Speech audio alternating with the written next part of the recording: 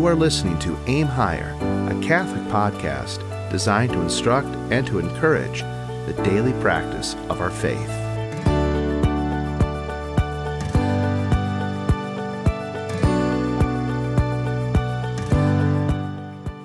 Pax et bonum, peace and good to you all. This is Aim Higher, Father Anthony and Sister Catherine, and we are going to continue talking about religious vocations and a lot of the things that go that surround it. The one thing that we want to focus on, we alluded to in the last episode that we had on this topic, was about families' responses to someone wanting to enter into religious life, the religious state. Now, remember, what the religious state is: a person who dedicates their life to God, observing the vows of poverty, chastity, and obedience.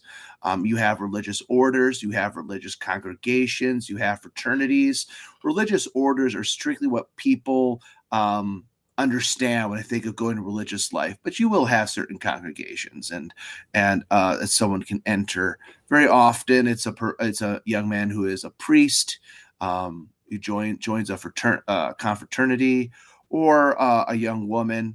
You know, it's like Sister's case here, being a third order regular.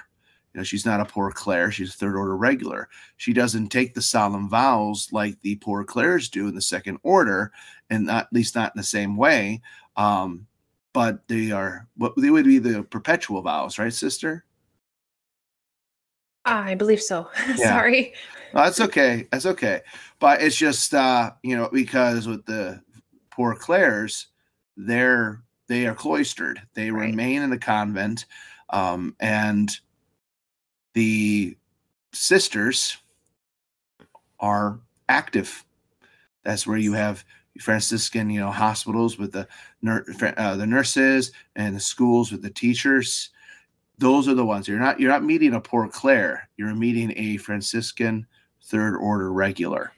Yes. And because I think if I was a poor Clare, I would not be doing this podcast. Yeah, and I really wouldn't. It really wouldn't fit. And No. a poor Clare is not some. It is a very special vocation in the sense of, well, anyone is a cloistered. It's a special vocation, and it's the one aspect of our Lord's life they're looking to imitate, which is his life of solitude, and the times that he would go up to the mountains or go into the desert to pray, away from, yes, even his apostles. And this was something that was very important. Now, if we look at Franciscan life, our Holy Father, St. Francis, looked to imitate various aspects of our Lord's life. So we have the balance between the cloistered, like the hermit, the solitude. Then you have the active life, the apostolic life, which is generally what you see the first and third order doing. And I guess I give a little bit of history with the Franciscans here, but this applies really with any religious order. And you will have family objections once in a while. The ideal would be that a family, and Sister and I have talked about this on several occasions, more than I think I can count, how Catholic families should actually pray for vocations within their family, that it should be something they desire and they want. It's not something that they just magically happen. Yes, it is the person's own vocation. It is what they're called to do. But does that mean that the prayers of the family should not help them to achieve that desires that one of them will be? I mean, St. John Bosco said that one of every 4 boys has a priestly vocation. Was it 1 out of 4? I think so. One out of 4 or 1 out of 3. So, I've seen plenty of families where you have at least 4 boys. You say, the odds are at least one of you has a vocation. And then with the sisters, it's even more. I mean, it's like one out of every 2. I mean, it's there historically, especially I think within the last 150 years, maybe 200 years, there have been more female religious than male. That also includes priests and brothers in comparison with the sisters.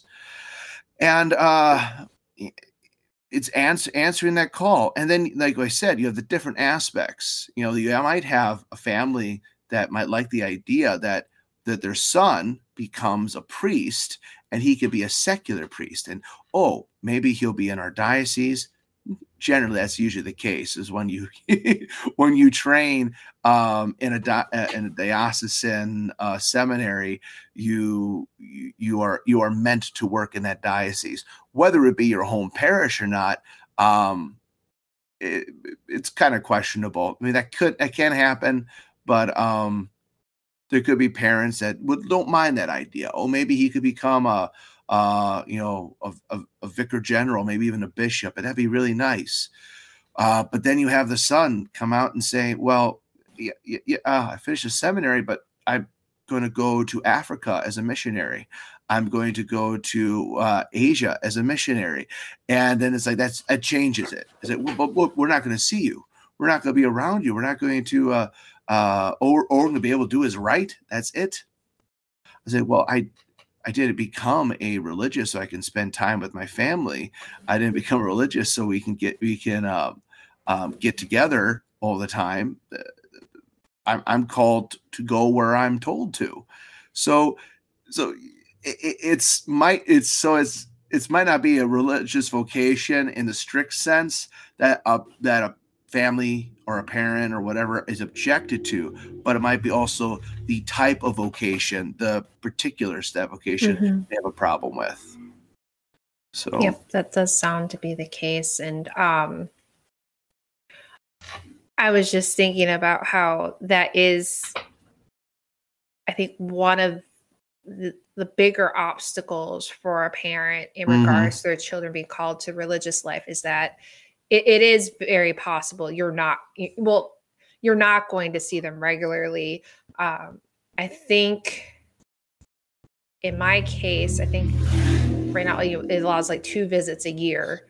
I think as a novice, it was once a year. And then there was letters home every month.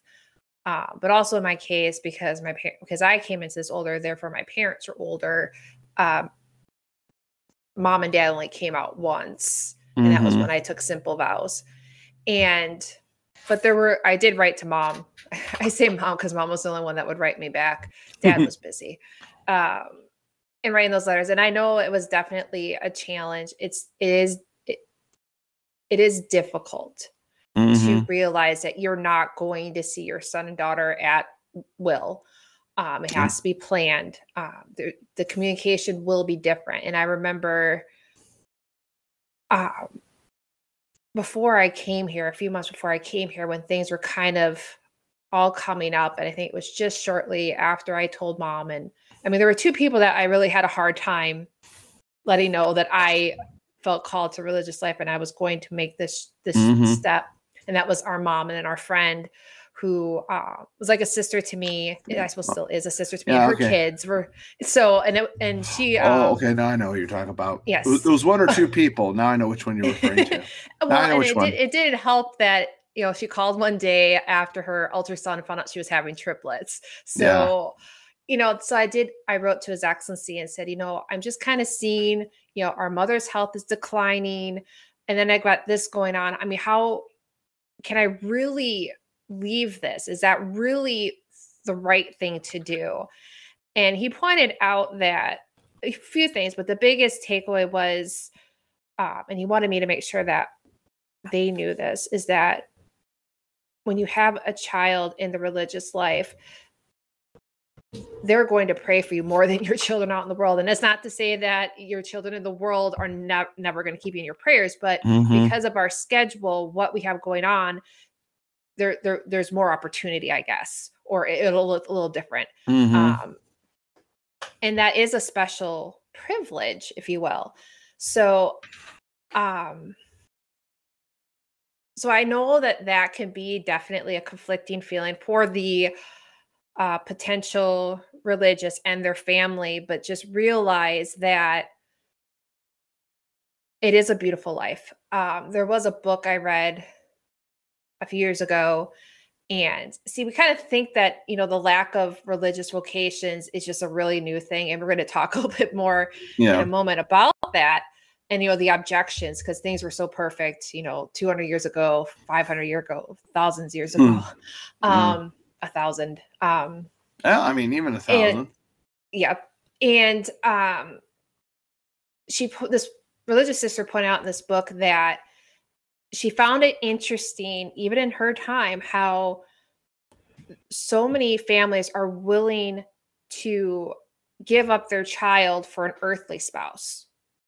So willingly, no question, really no question, has no problem with that, but they hesitate for the heavenly spouse, for the divine spouse. Yep. I mean, who better than God, right? Yeah. And of course, it is all ties into if they're truly called, because marriage is a very good vocation, if that is what you're called to. Oh, so, of course. So I don't want to say, well, this is the best one. It's a good one. I think that's the thing, is that many people don't realize how good of a vocation there is. I mean, they often worry about the hardships, and we can talk about the day-to-day at some point in the future. Whatever your vocation that God has called you to, that is the best one. Yes. So it is very an individual thing, Well, and I think a common thing that goes through the mind of probably adults and children is that, well, if I join the religious life, I won't get to do whatever I want. I'll have, I don't have that freedom. And I like to know who out in the world actually has freedom, because if you have a job, you're on somebody else's time. If you have a family, your time is devoted to that. So you actually probably more freely give your time in the religious life than you do out in the world. At least that's how I perceive it. Well, it all points also to another aspect to this, is going another extreme. The family who wants a son, is usually the son, to become a priest, and it wasn't his vocation. How many instances do we have where a young man goes to seminary, does what mom and dad wants him to do, and is unhappy, and may even leave the priesthood because of it? This has happened. Is it such a common occurrence? Well, it's happened enough times that is a point of note. If you want to help your child, help them in the discernment of vocation, to talk about it. They should want to be able to discuss what they're thinking, what they're experiencing in this regard, and getting your counsel and advice. And for parents, like, well, how do I counsel my child in something that I don't really fully understand? But you might not understand the particulars that go into religious life, the daily life, and everything there, but you do understand the importance of choosing a vocation and living for God, because we're all called to do that as Christians, as Catholics. And you ask yourself the question, well, how did I know that I wanted to marry my spouse? If you're the father, I want to marry the wife, and how did I, like I say, if I'm the dad, I'm giving my son advice. It's like, well, how did I know that I wanted to marry? I had an attraction, to having children. I felt that I would hit a certain point of maturity, taking care of a family. I had this protective quality to me, and then I found the woman that seemed to be my perfect mate, and then I fell in love with her, and and after going through all these things, so you understand what it is to fall in love. And that is what your child entering into religious life is also doing. They're also courting, and they're looking to falling in love with God. So you do understand the concepts, and to help them walk through it. So, you kind of go through a pro and the con with your child, and not to discourage them, but to make a decision. Because, you could have a child come up and say, I want to become religious, and I want to become religious at the age of 15. I think of Saint Teresa. And one could think this was just some kind of fancy. Her imagination was getting to her. But with her father, talking with her about this, knowing that this child she is actually a devout child. She genuinely pious. That this was not a flight of fancy. This was something that she took seriously. And as a parent, especially being your youngest child, it would have been really hard to let them go, because all of his daughters joined the religious life, which was a blessing for him, losing his wife at such a young age. But he had the wherewithal to perceive that and to help her towards it, and also saying, trusting in God. It says, if this is what God wants for you now, he will make it happen. And that's part of the thing that a parent has to instill in the child. I mean, maybe it might not happen right now because of age or opportunity, but trusting in God that he will present the opportunity to you. When always, praying that God's will be made clear. So these are the things you can encourage your child on. And when it comes to the specifics, then you go to your parish priest. Then, you talk to him about it. Then he will work to direct you towards those who you can talk to. And I've said to some young girls who showed an interest and said, I know just the person for you to talk to. So. Not me, right? Well, it'll eventually get to you. But I hope my explanation there gives a little clarification. That it's not. I guess if I summed it, it's not such a foreign idea to you as you might first perceive it to be. It's like helping your child pick a career. Helping them, like what attracts you, what are you interested in this. It's but this of course goes beyond just paying the bills. This is like a passion, something that needs to be developed, something that needs to be encouraged. So if you're willing to do that, and especially knowing that it's ultimately for the love of God, it shouldn't be that much of a stretch. There's always particulars you can ask advice for. And your kid might have read books on this but never experienced it themselves, so you're kind of working out together. And if you begin your conversations in prayer, ending it with a prayer, and then getting yourselves in the habit of praying for God's will and understanding it, you are at least laying a foundation there where maybe it's not their vocation. Maybe they are called to be married life. They didn't discover that just yet, but they now have a good spiritual starting point where even with another vocation, they approach it with that much seriousness. They don't do anything rashly. It's one thing you want to avoid. So I know it's like probably the big question with our parents is that, what do we do? How do we talk to our kids about this? Just talk. Just talk. And I was fortunate to have a father who went to the minor seminary. So he kind of had a bit of a understanding of this, Dad, and like I said, he showed me the old minor seminary, which was pretty cool to see his old stomping grounds, as they say. But so he kind of understood. And, you talk about people you're afraid to tell. I don't think I was really afraid to tell anybody. I think Mom, maybe. I was a little nervous. I just didn't know what her reaction would be. I think nervous is probably the more proper term. I didn't know why.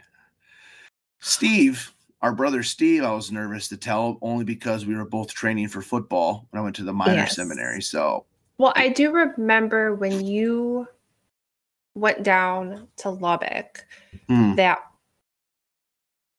mom's whole demeanor changed about the whole thing. I think she really did see that is true your vocation. She really believed it now. She definitely had a different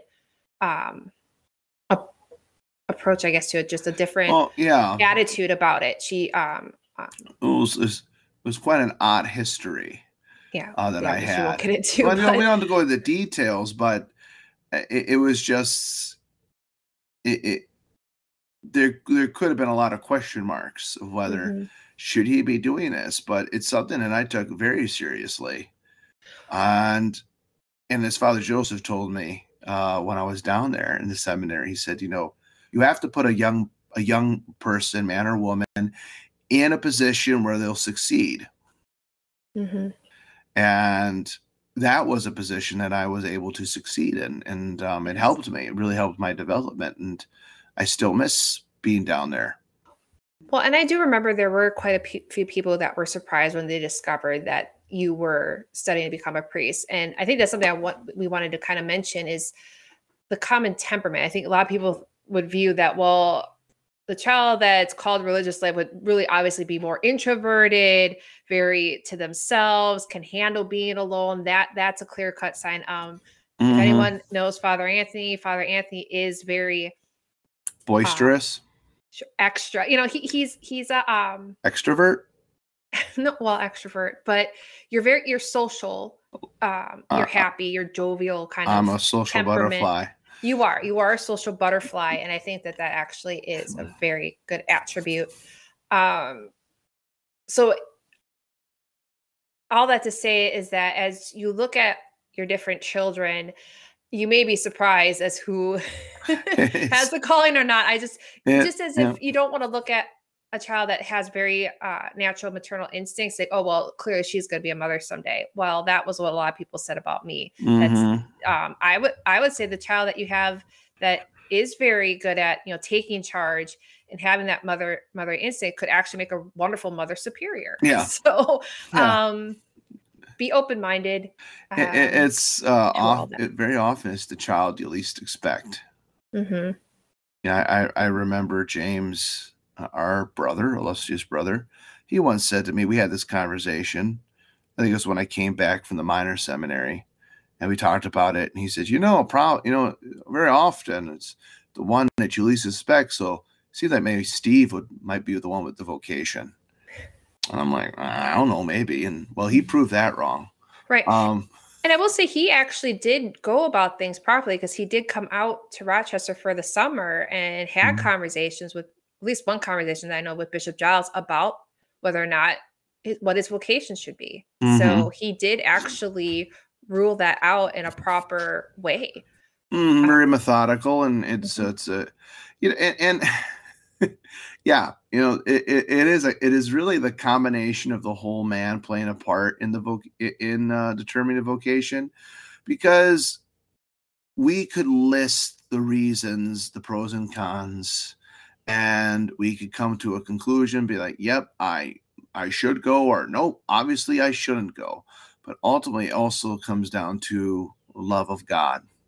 And do you perceive yourself being happy in this life? Do you perceive yourself, could you see yourself living this life? It's kind of a question. And I definitely could. Even I could, without even really knowing what that was going to look like. And I will say to anyone that's considering it now, and I think I mentioned this when I visited Wisconsin a few years ago, you will not be going through this alone. I will be here with you. I will be guiding you, teach you how to say divine office. There's a lot of things that we're going to get to do together. And I always joke about getting more sisters just so we could clean the whole house. Not just the one or two the common rooms. Areas are well kept, or I shouldn't even say well kept. I try to keep up with the common areas. We'll say they're well kept. We'll just say they're well kept, sister. I do my best. So, but I do look forward to having other sisters here someday, just of all the things we could do, because I have my hands in many things. I'll tell you, you will not be bored as a religious sister. No. But I just think of the more that we could do. So yeah, so I'm praying too for we have vocations. to pray for vocation. We have to keep continuously praying that the young men and young women will answer the call. And as I mentioned in the last episode on this topic, just don't let that any initial apprehension, when you come to give it the try, come for a visit or begin a postulancy, don't let the initial stirrings of homesickness or apprehension deter you right away. Could it be an indication? Yes, it could, but you have to give God a fair try. Right. And a fair try is not a few days. A fair try is something that is, well, it does change with person to person, but at least several weeks, if not like 3 months, for you can really say what you really can say that, hey, Lord, I tried. I gave it my all, and I've just determined this is not for me. So, but like you said, this is not something that was new in the church, not something that was happening only within the last 100 years or so. No, the apprehension of families, of friends, has been around probably since the beginning. I would say so. Maybe not the first few 100 years. Well, but I don't know about that. I'm going to stop you right there because I know you have a particular saint in mind. We were reading a few months ago, and I think it was St. Ambrose, and he was one of the early church saints. And it was noted in this meditation how his sermons were so inspiring that mothers would purposely not take their daughters to hear these sermons for fear that they were going to be transformed and decide to dedicate their lives to God. So, and I can't, I was going to look up when he was, I think it was early on in the church. But so that was already happening then. You see, it's kind of like, it makes me think about one of the reasons why St. Francis started the Third Order secular, those who still live out in the world, because there were so many men and women who were even leaving their married life to go join the convent or go join the friary. And it's like, we're going to lose people. There was such overflow, such a tidal wave of these people with their pious desires that, say, all right, we'll start a third order, where they hold to the ideals of the Friars Minor, but they still live in the world. And it's kind of that same thing. And you can have that overflow. How many people? Is it just a pious fancy, or is it actually the strings of a vocation? Again, that's why you have the testing period. Even in the third order, secular. Let's say regular. Secular, there's a postulancy before the novitiate. There's a time that you actually get to consider what it is you're doing. And it's not like these great burdens are put upon you. It's a few prayers, really. Some activities you're expected to do, but I don't want to spend my time going over the doings of the Third Order, but maybe in another episode. Maybe another episode. As Bishop Lewis once said, kind of nonchalantly, he says, really, a Third Order member is just expected to be a little bit better of a Catholic, than a normal Catholic. So they're positives, but even that is a religious vocation, and people are called to it. Anyway, we were starting to get onto those, but that's very interesting. You say Ambrose. Yes. Like I don't want to talk to that bishop. Why? Well, he's just too inspiring. He's too inspiring. My daughters, all my daughters end up going to the convent. I don't want that because I want to live vicariously through them. Well, I think there is that, because I do remember hearing a comment years ago, young family that I guess they're hesitant to the idea of their children have a religious vocation, and kind of by saying it's okay because, well, we need Catholic families. We should we desperately need good Catholic families too. It's like, yeah, we do need Catholic families, but if you don't have priests to provide you with the sacraments, yeah, it's not going to go very well. Yeah. So, Yeah. you can't really, you definitely do not want to be the parent if you see that your child has a religious vocation, which I think we're going to hit that topic right now, and you try to stop it.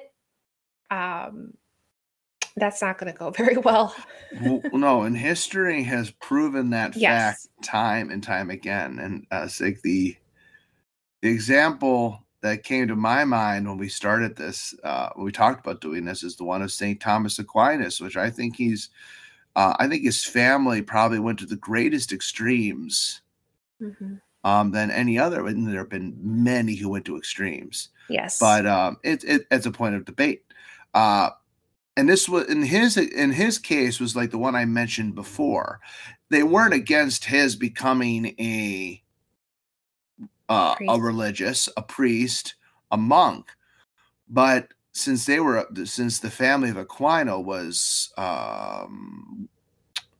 was well known, respected in the area, they wanted, the design was to have Thomas become a Benedictine and eventually become the abbot of the monastery of Monte Cassino, which was the mother house.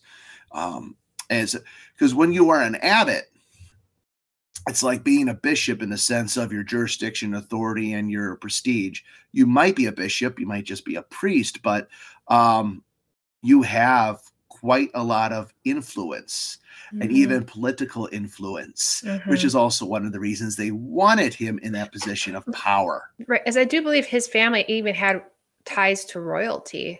I believe his cousin. I think his mother was the cousin to Frederick II. Yes, something like that. It's been a while since I read the book. They were connected. Yeah, you're talking about DeVoe's Quiet Light.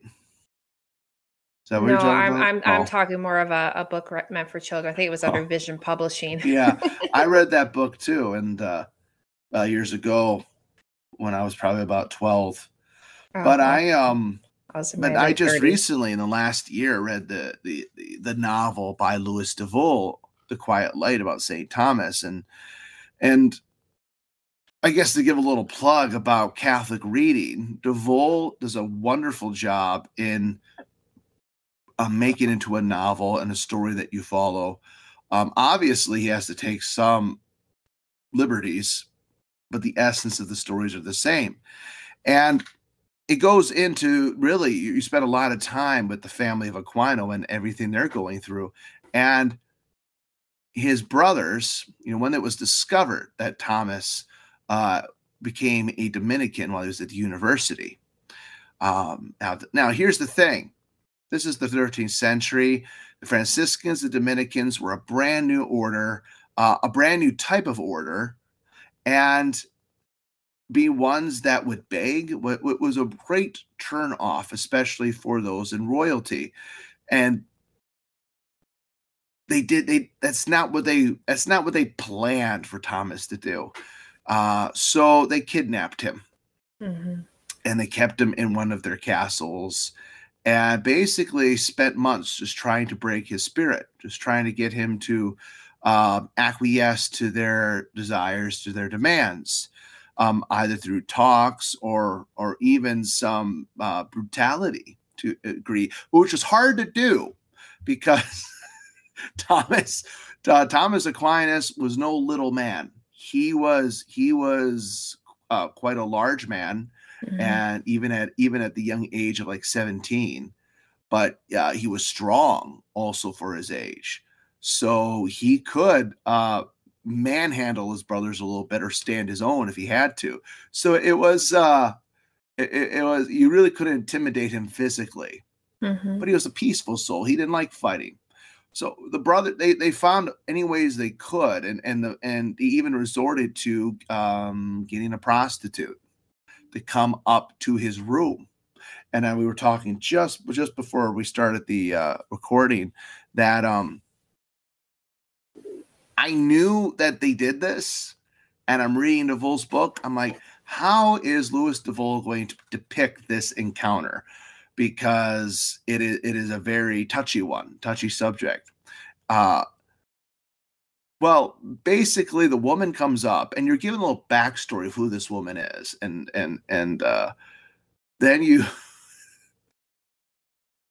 she walks in, she gives her initial spiel.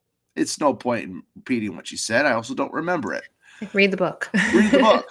But Thomas's basic response, he was laying down. He gets up from his bed, walks over to the fireplace, takes a firebrand, and chases her out. And very quietly. He just does it calmly, collectively.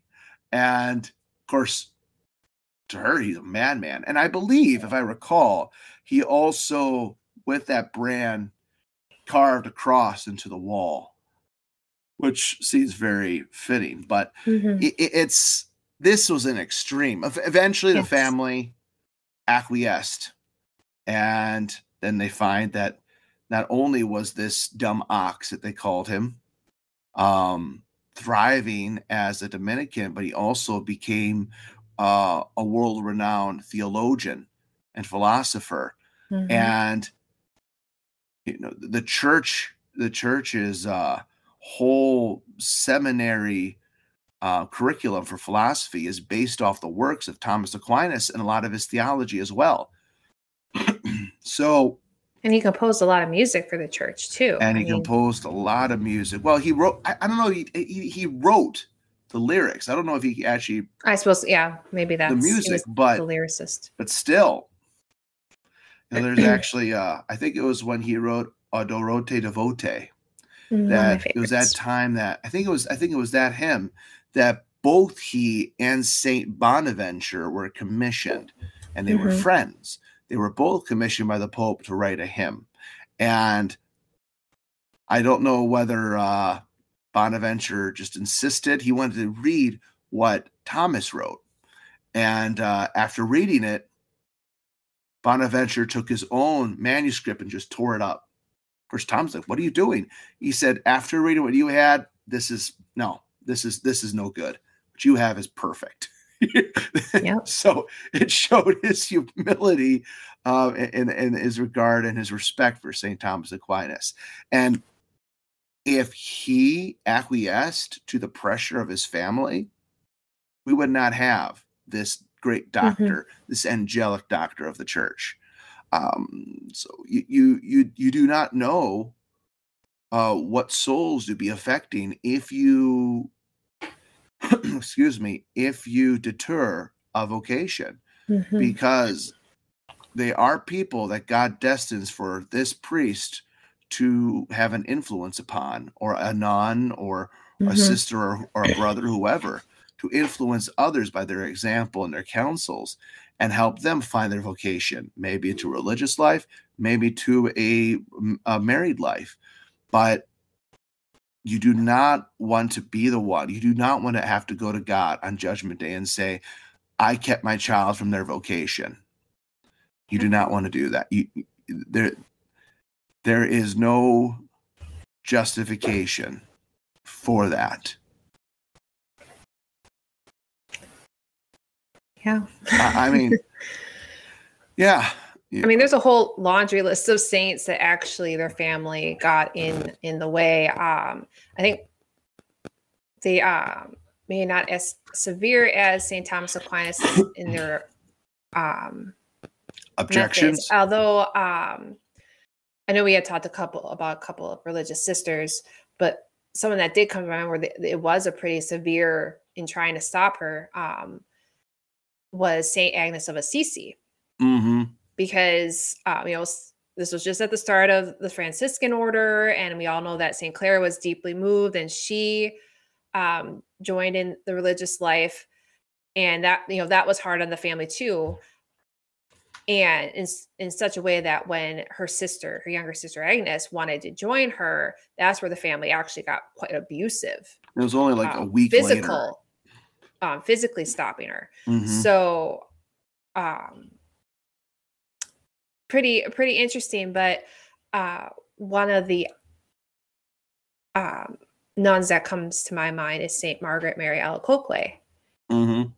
Is that, when she was younger, she was very ill for a time and wasn't getting better. And the family situation was very dire. Her father had passed away, and her older brothers were in school and not old enough to take up the care of the home. So it was put in the hands of relatives, and the relatives were pretty uncharitable to Saint Margaret and her mother. And one day, mother and daughter decide that they were going to ask the Blessed Virgin to cure her, and if she was cured, she would become a nun. So she's cured, and Margaret Mary never forgot about it. But then things started to pick up in the home life. The oldest brother was able to come in and start taking care of the family, and they regained their wealth, their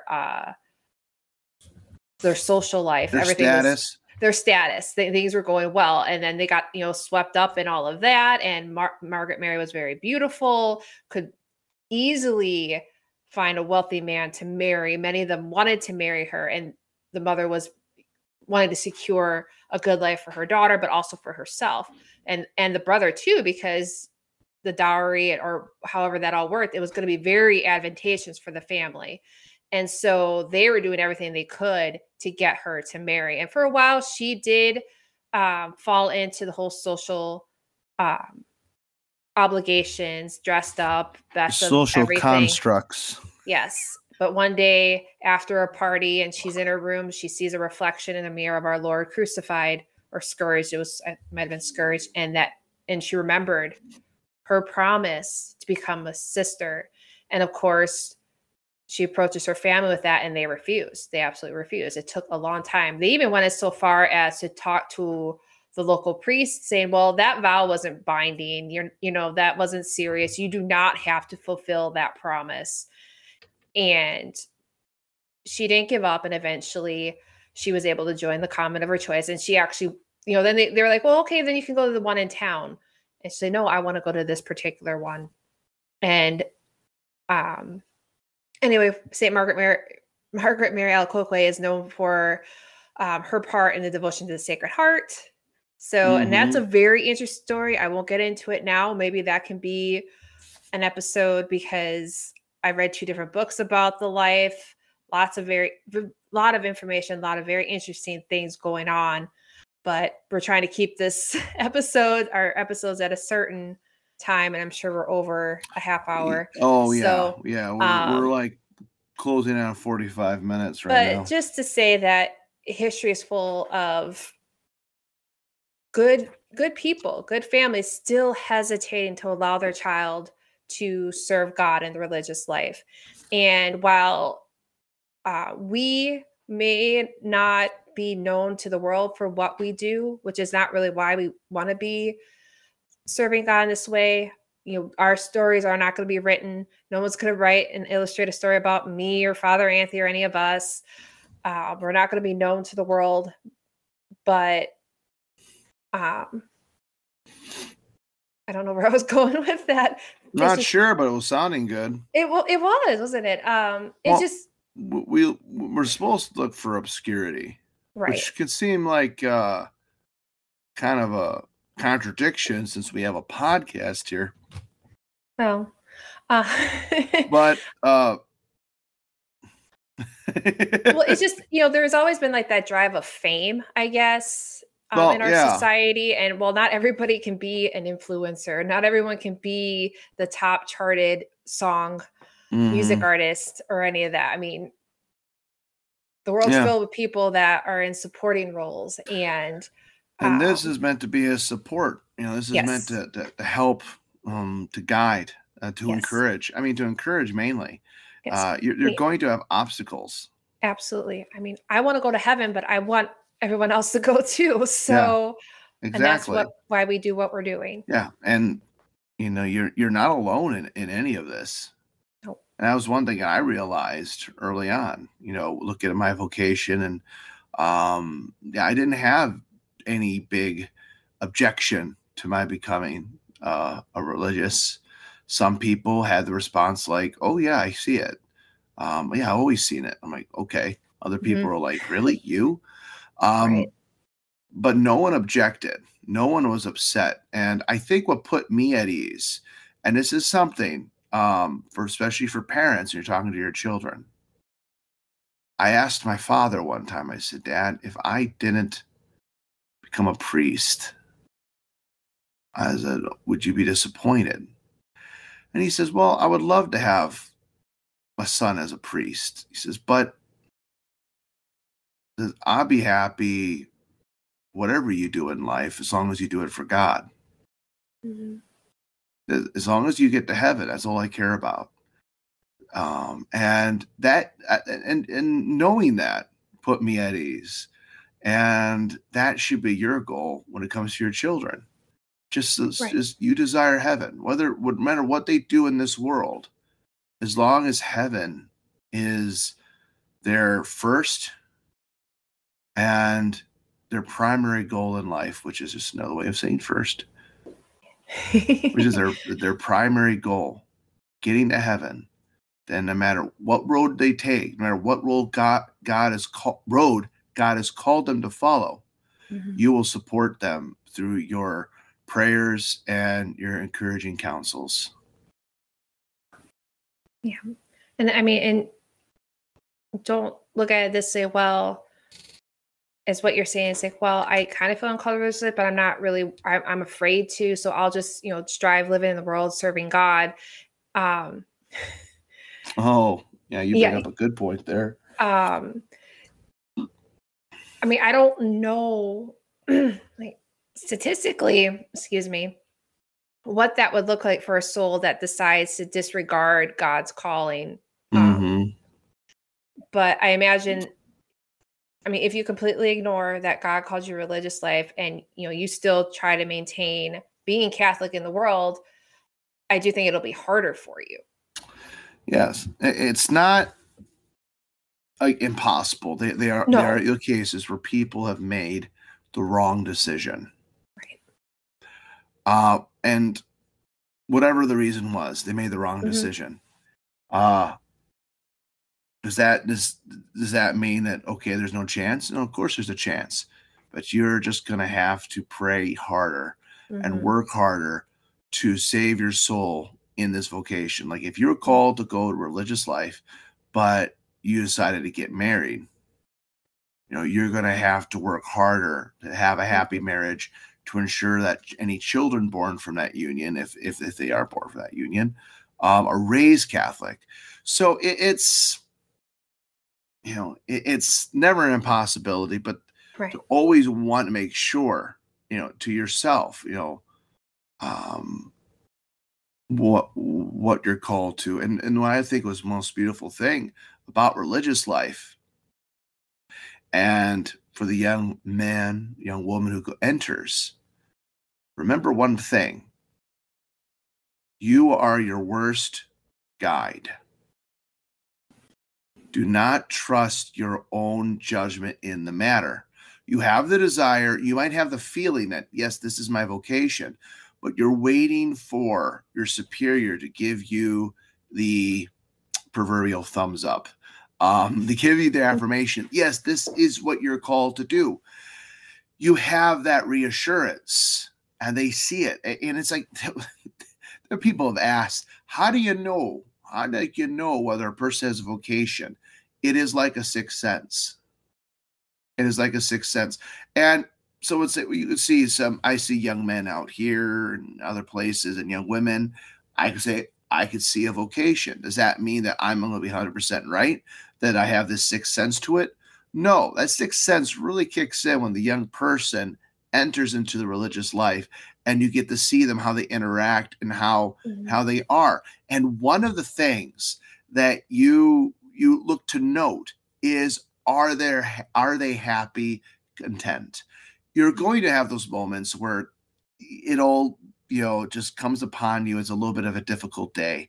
You're going to have those moments where it's a little bit harder to smile, but you do. As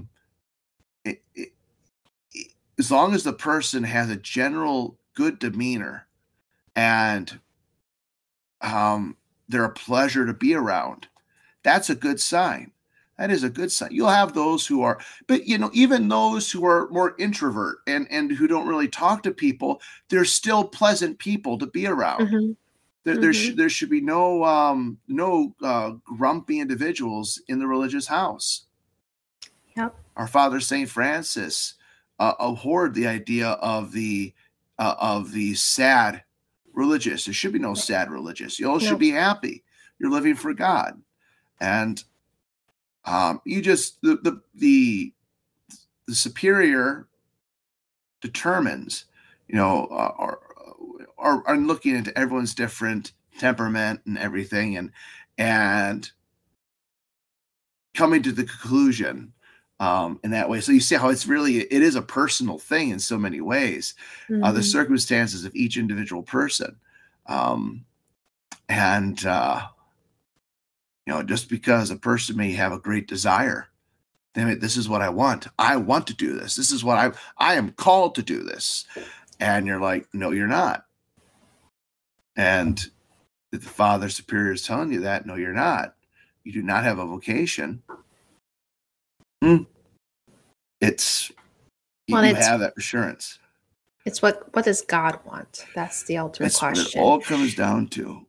And I think, just as a final thought, as a reminder that the church, in its beauty, actually goes about the whole process very well. The church takes its time for discerning a religious vocation. So just remember, if you are feeling that you might have one, that you're not going to come out here or go out to seminary and be thrown in a habit right away and expect to acclimate to everything and it's all going to go. There's a postulancy first, 6 months, and you just step into the schedule. You get accustomed to the manner of life. And if all goes well within that 6 months, then you will be invested into a habit. And for the religious sisters, it's a 2-year novitiate. So even then, you could still discern out. And even beyond that, because up until last August, when I made my solemn profession, I could have actually walked away. Now it's forever, but just realize that it's not an instantaneous, like once you come out here, that it's a done deal. You get to experience it. You really get to truly know what you're getting into. Just like anyone that gets married does have an idea what marriage is like, whether it's observing their own mother and father or family around them, what they read about. There's a lot out there to understand what is expected in marriage. Plus, anyone getting married in the church goes through those pre-cana classes. So it's a similar thing. You're not just jumping into this marriage. You're not going to jump into a marriage blindly, just as you will not jump into religious vocation blindly. So if you're thinking about it, contact your priest. Go from there. Yeah, contact your priest. Pray to God, and look to give him a fair try. And if you do that, you will be pleasing to him. This is not going to be the last time we talk on this topic. There's much more we can delve into. So, I'm just going to end it here, sister, with a Deo Gratias. Deo Gratias.